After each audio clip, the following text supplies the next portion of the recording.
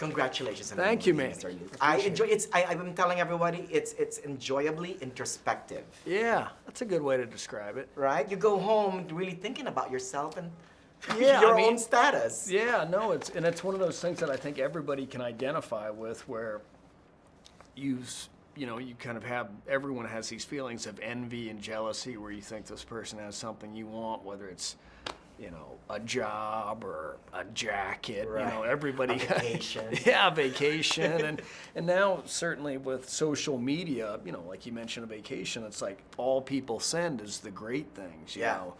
Here you are in like Hawaii or wherever, Right. but no one. You kind of forget about the little downs that everybody experiences. Yeah.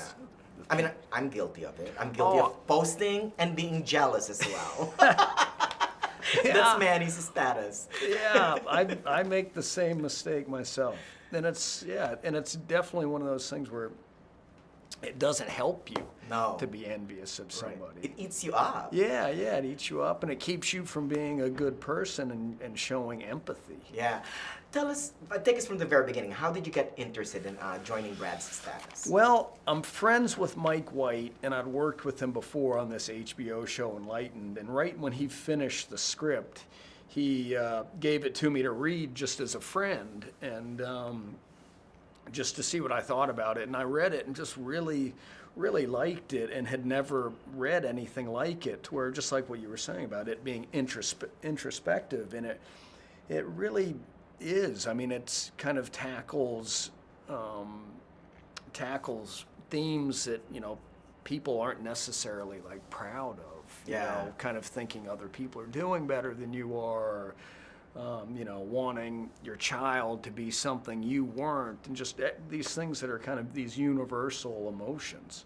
But you're right. I mean, but it's not all that heavy doom and gloom. I mean, it's enjoyable, and what carries it are the little things, like your character, or Jermaine Clement's. I mean, or the palpable chemistry of Ben Stiller and Austen Neighbors. Yeah, and those guys are so kind of funny together, and I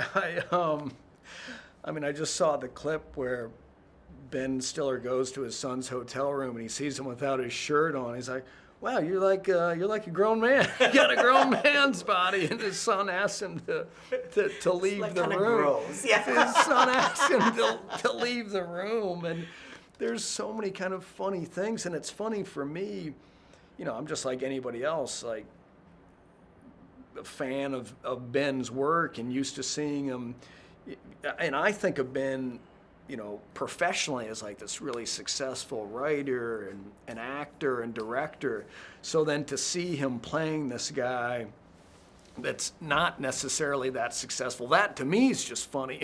Alone, seeing Ben as kind of this guy that's kind of has these kind of petty jealousies, I find that kind of humorous. At its heart, at the film's heart, is people. It asks if you've lived up to your own expectations. Have you, Mr. Luke? I definitely don't feel that I have yet, but that's the good thing about the journey not being over, hopefully. But I could do a better job kind of setting goals. Like I do envy people, whatever business in that are kind of goal oriented, or I heard somebody talking about a vision board.